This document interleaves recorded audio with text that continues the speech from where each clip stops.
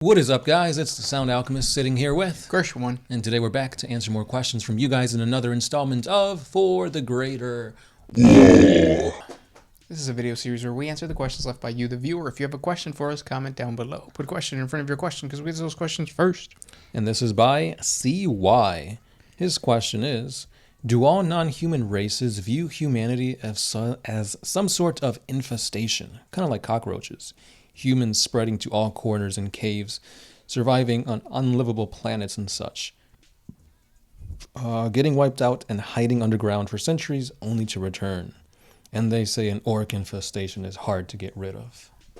Good question. And no, there's only two races that I could think of humanity as infestation.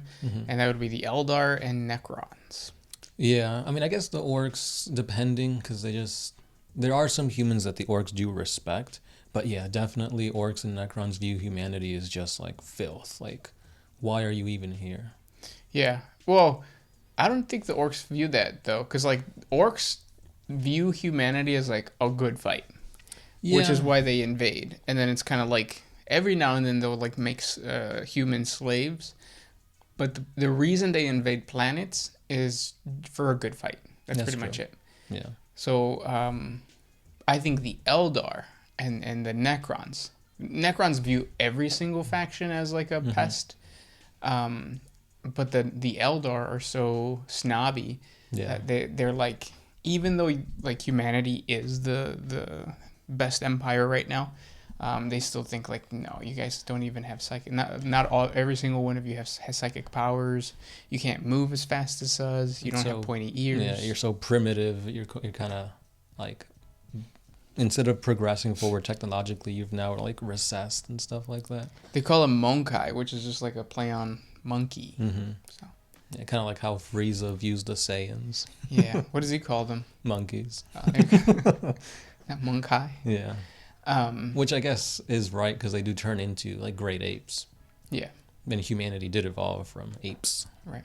So there's some truth to that. But Eldar evolved from slugs. So there's that. And then we have the Tau Empire. Yeah. I mean, for the most part, they see humans as just too aggressive to be reasoned with. They will come into like a world and try to like establish not like control, but almost like diplomatic ties. Yeah. Because they will work with like planetary governors and such. And then what else? Tyranids obviously view humans as just biomass to devour. Dark Eldar as playthings. Yep. What else? I think that's it, right? For the most chaos. part. Yeah, chaos, just more food to please the chaotic gods, make them into cultists and whatnot. But yeah, for the most part, most things don't look at humanity in a good light. No. And I can see why. I mean, the Imperium has only shown Xenos, aggression. They've never tried to establish ties or become friends with any Xenos, which might be to blame for the Emperor. Because obviously the Emperor was preaching the whole science above everything, purge the Xenos, burn the witch, that kind of thing. Yep. So when you're very xenophobic, obviously Xenos have a reason to be wary of you. Right. Yep. Good question. This next one comes from Brian B. There have been mentions of deep warp. What do you think it is? I think the deep warp is just another part of the warp that is not really a realm of the chaos gods. And I've heard it by a different name. I think it's called the Ash Wastes. So it's just a piece, like it's still crazy, like the realms of chaos, but it's just crazy in its own way. Right. Some say this is the remains of Malal or Malice, but yeah, maybe at one point in time, or maybe that's just headcanon. Yeah. But I mean, in the warp, it's not just the domains of the chaos gods. You have, like you were saying, just areas of space where it's still chaotic, and there's like vampires, those whales, Furies. Yeah, furies. So it's the Psychnuin, all those types of warp entities that exist that are kind of more primal, right? And they came out back before like the chaos gods had so much power in the warp. Even though technically they've always had power, because time doesn't exist in the warp. But it does. You have to have time in some way, shape, or form in order to establish like events. Right. Damian Henderson. If the Primaris Jean Seed is so stable, then why is it that space wolves have fangs, blood angels have the red thirst, and black dragons have those bone protrusions? So in the beginning of, what was it, 8th edition, when Primaris were just coming out, it was said that the new Gene Seed was perfect in every shape, way, and form. Belisarius Gall did the impossible and perfected something that people thought was already perfect because it was created by the Emperor. But no, the longer we saw these Space Marines fight and work alongside the Firstborn Marines, we saw that not everything was how it seemed. It may have been that case with the first few Primaris, but that is not 100% true.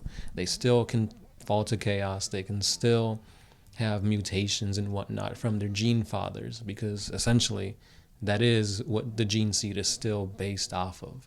So if Sanguinius has a thirst for blood, like the red thirst, that will be shown in all his children regardless. Yep. Same thing with the fangs of like Lehman Russ and his wolf-like thing.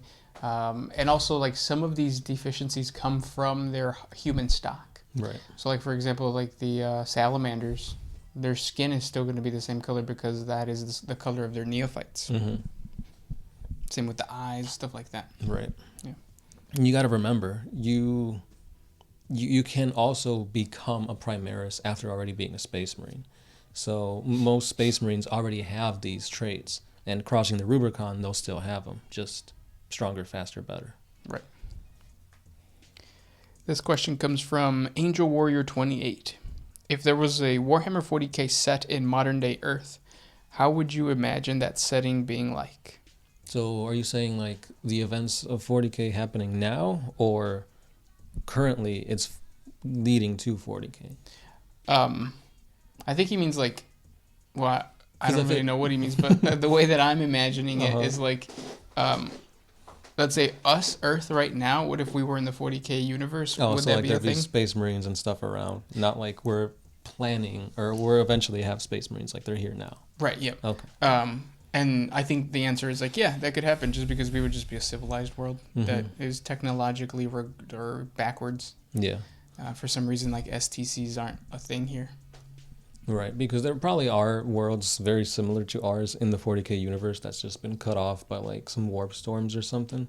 So that is definitely the case if this were to happen. Yep. But like looking at it, Earth is Terra, and obviously it's been terraformed and waged war, and like the techno-barbarians and whatnot. So I don't think Terra would be a great place to live. I mean, yeah, it's the most heavily protected area in all of the Imperium, but it's still a pretty shitty place to live in. Yeah. Just because you're not going to get attacked by Xenos doesn't mean you're still not going to be overworked, treated like crap, struggling to survive. Yeah, that's true. Another thing too that goes along with this question is there's also feudal worlds. So like feudal worlds kind of, I've always thought it would be really cool to have an animation or a movie based in a feudal world, but in the 40K universe.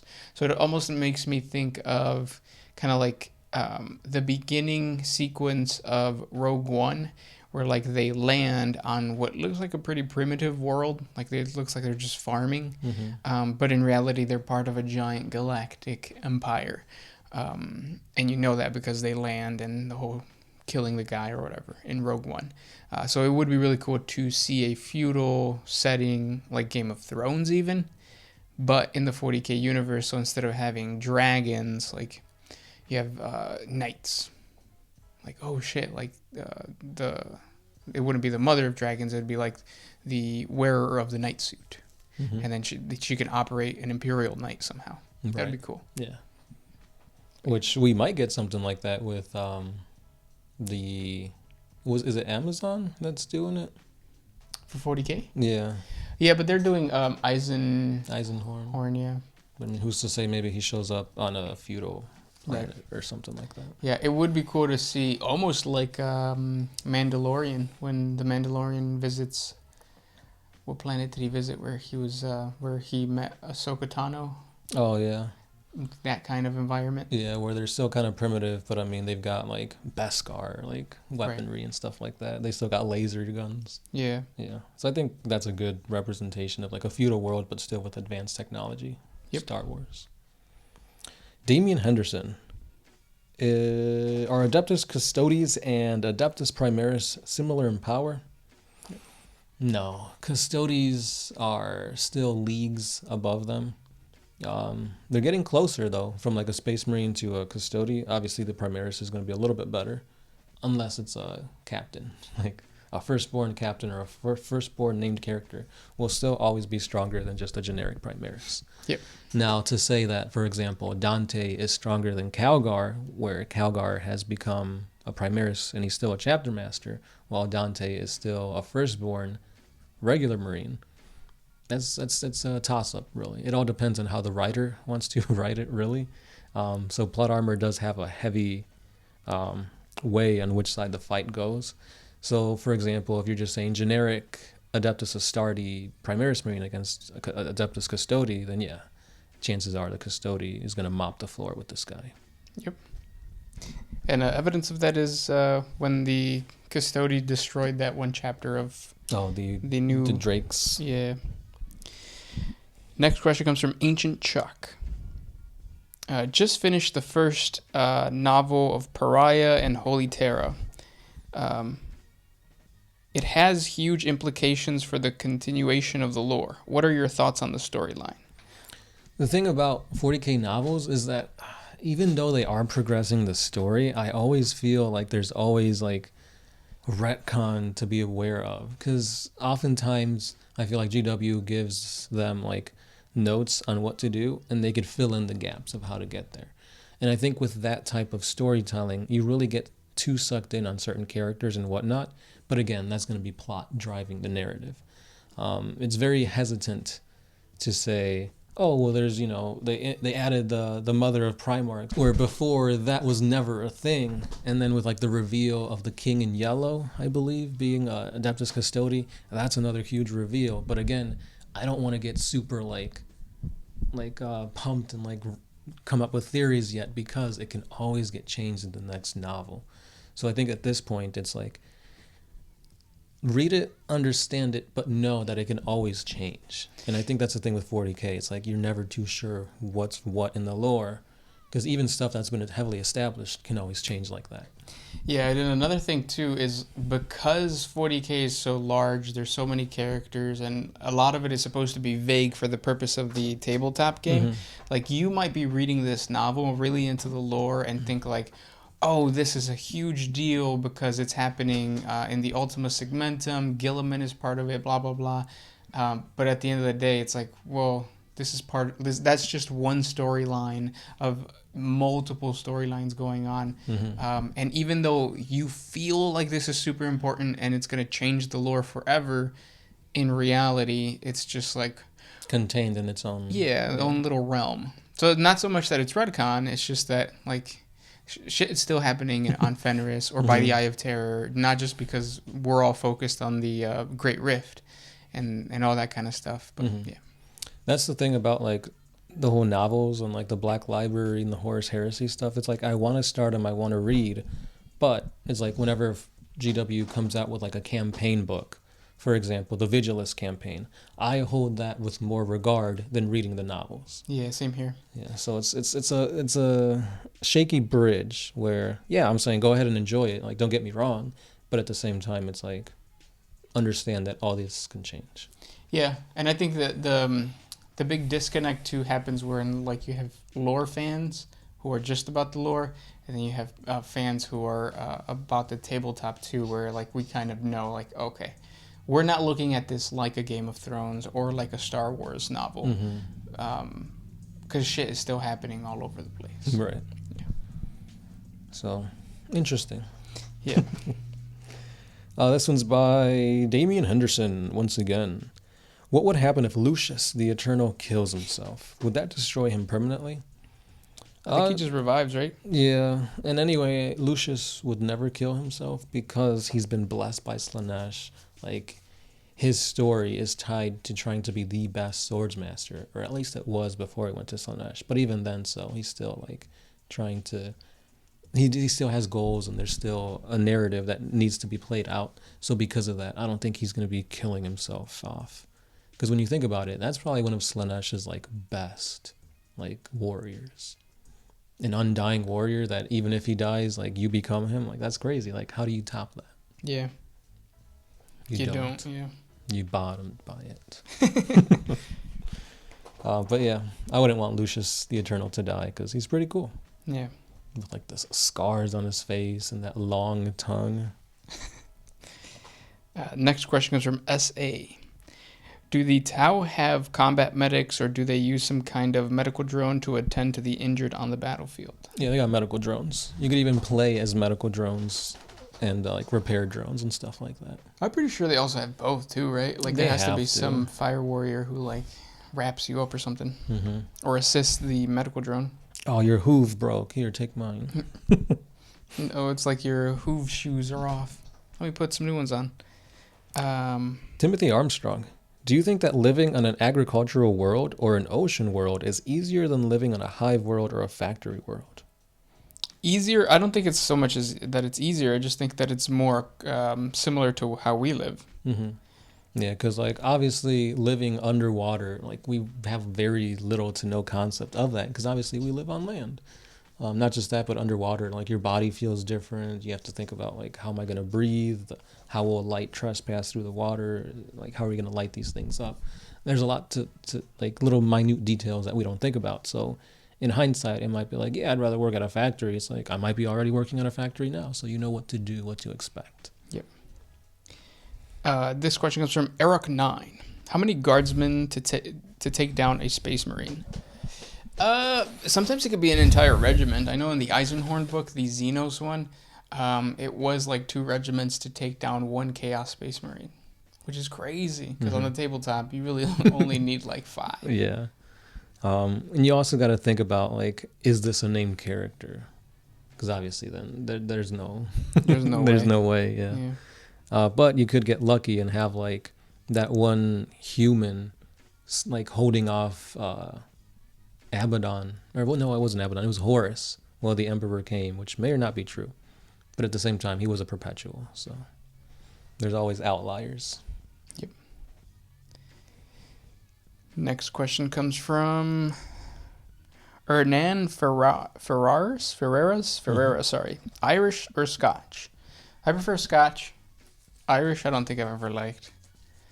It has like this metallic taste. Yeah. Same. I don't think I've ever had Irish. Unless you've given me something. No, because I don't really like it. But Jameson is the popular one. Oh, okay. Yeah. Brian PJ, do you guys read the Berserk manga?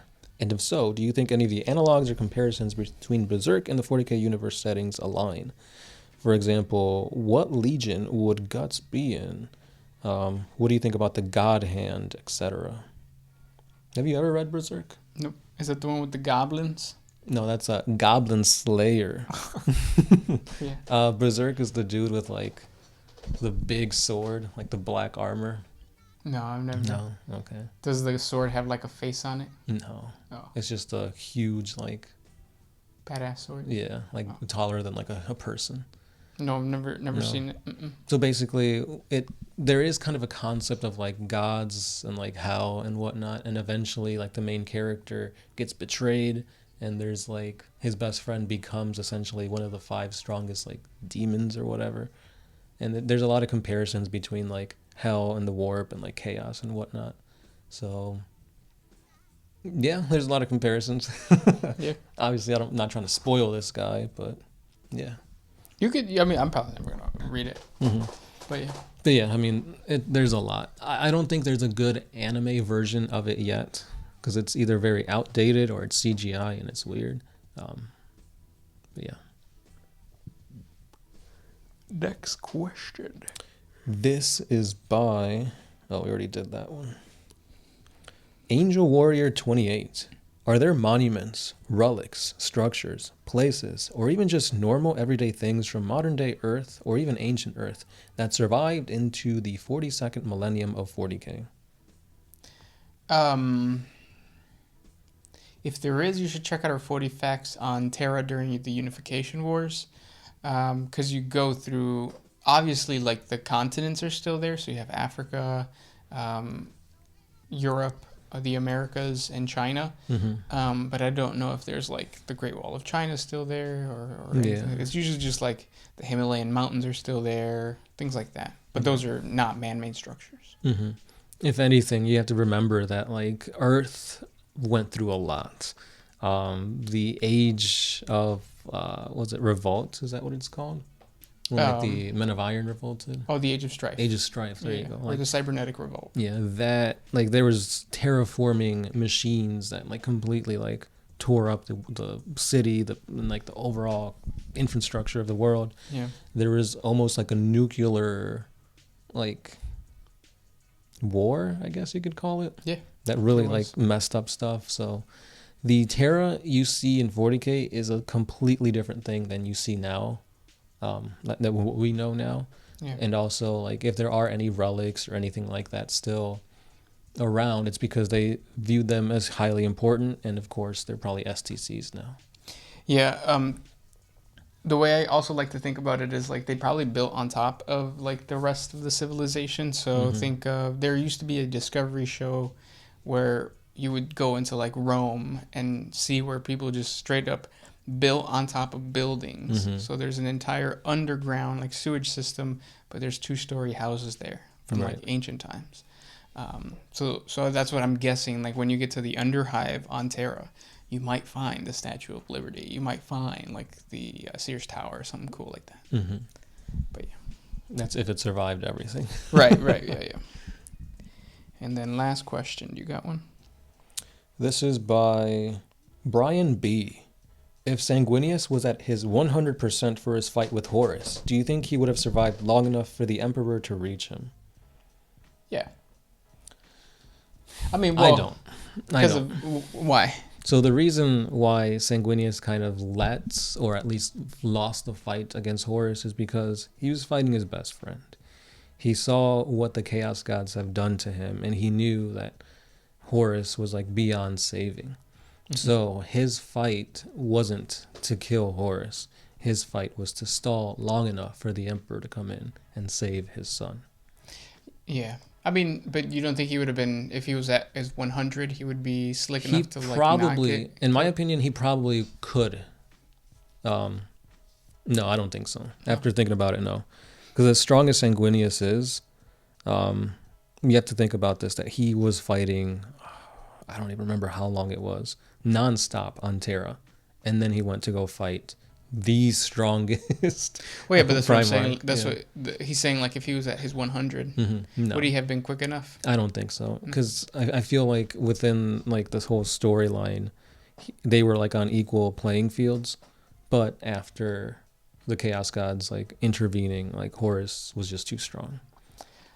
I think if they bring back Sanguinius, then it doesn't really matter, like, because you kill the whole sacrifice of him. But yeah, like, it's one of those situations where, like, the meaningfulness of him dying to Horus, that's like the point of the whole thing. So I think, like, plot wise, he has to have died. Yeah, I completely agree with that. Yeah. Taking away plot, do you think he would have won at his 100%? Not one, but I think if his goal was to wait until help arrived, I think he would have. Just because it's, like, it's still Sanguinius. He fought, like, a greater demon. Ka-Bando. Yeah, so, and he has wings. He could have just flown up. But I'm pretty sure Horus probably would have been able to, like, fly or something. I don't think he can fly, though, with his powers, though, can he? I mean, he probably could have been blessed by, like, Zeech or something like that, and he could, like, levitate or something. But then that's just plot. I think, like, hand-to-hand combat, and waiting or stalling, I think he could have done it. Not just that, but I think if Sanguinius was using his flight to his advantage, like, Horus would probably target his wings, get him down on the ground, rip his wings off to kind of equal the playing field. But then at that point, it's like... You could have just killed him. Yeah. Yeah. Yeah, I guess we'll never know. Mm-hmm. But still, plot-wise, storyline-wise, his death has more meaning. That's why we kind of don't want him to be brought back, because it degrades the importance of death. Yeah, the storytelling element of it just goes away. Mm-hmm. But I do want a motto of him regardless. Yeah. Those were the questions for today. If you guys have more questions for us, please comment down below. Thank you guys so much for listening, and we'll talk to you next week. As always, this has been Gershwan, the Sound Alchemist, and we are out. Always